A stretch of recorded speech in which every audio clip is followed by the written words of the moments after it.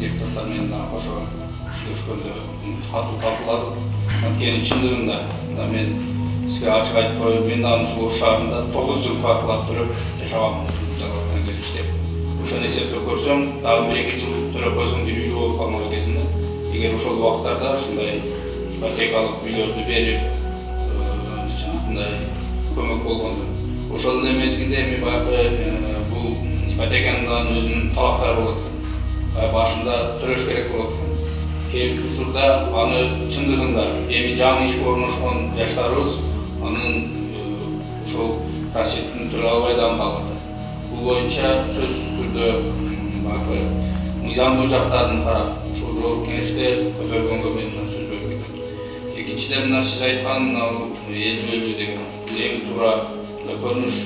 Анткени элибиздин өзүнөн дагы көтөрүлүп аткандан кийин, колдоп аткандан кийин, эл дагы ошол отуруп алып, муну мага салып бердим, таап бер дебестен, ошол нерсеге биз дагы көмөктөшүп, сиздер дагы жардам бергиле деп аракет кылгандан кийин сөзсүз түрдө бул жанакы өкмөт тарабынан да жардам беришет. Бирок ошол эле мезгилде мына сиздин сунуштарыңызды угуп, жана ошолорду баягы жеткиргенге мен милдеттимин. Мен дагы ошол сиз дагы элдин өкүлү катары айтып атасыз, мен дагы ошол элдин өкүлү катары сиз берген ар бир сунушуңузга, наказыңызга, сөзүңүзгө мен сөзсүз түрдө реакция кылышым керек. Ошону менен эле бирге мына сиз айткан жанагы ипотека боюнча кечээ биз ушул жерде курулуш комитетинин төрагасы менен жана бирге сүйлөшүп, жакшы мындай чечимдерге келипсиздер. Анда сиз дагы айтып кеттиңиз, ошол чечимдерди ишке ашырсаңыздар, бул ипотекалык үй алуу ыйлар оңой жолго түшөт деген ойдомун. Ошону менен эле бирге мына сиз айткан эми баягы мыйзам бардык жерлерде иштеш керек. Эми мыйзамда кандай жазылса, биз мыйзамдан чыга албайбыз. Бирок мына сиздерге болуп жаткан айтылып аткан көйгөйлөрдү мына ушул жердин тургуну катары, ушул жердин депутаты катарында сиздер билесиздер. Эгер сиздер ошол жердеги комиссиянын башчысын деп атасыз, комиссия туура чечим чыгарып, эгер чындыгында сиз айткандай ошондой муктаж боло турган болсо, сиздер жыйынтык чыгарыңар, сиздерге эч ким каршылык кылбайт. Сиздердин колуңуздарда бар.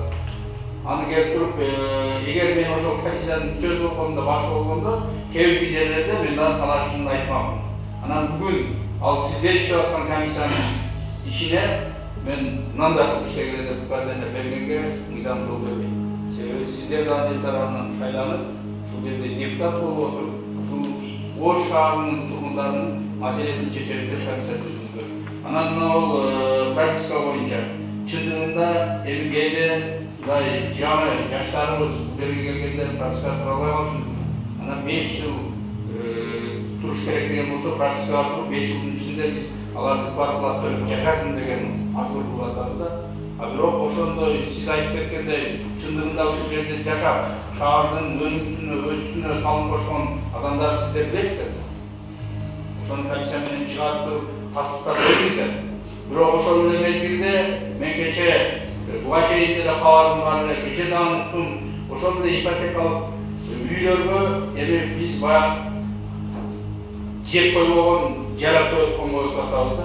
Кечирип койгула, мындай катуу тийсемчи. Кээ бирки ошончо жыл өлкөбүздү тоноп жеп келгендер бүгүн кээ бирлери дагы ошондой үйлөрдү алып турат. Эми адамдын да кичине инсап болуш керек. Кичине ойлонуш керек. Мен кечээ таможняны канча жедим? Мен кечээ бул тармакты канча жедим?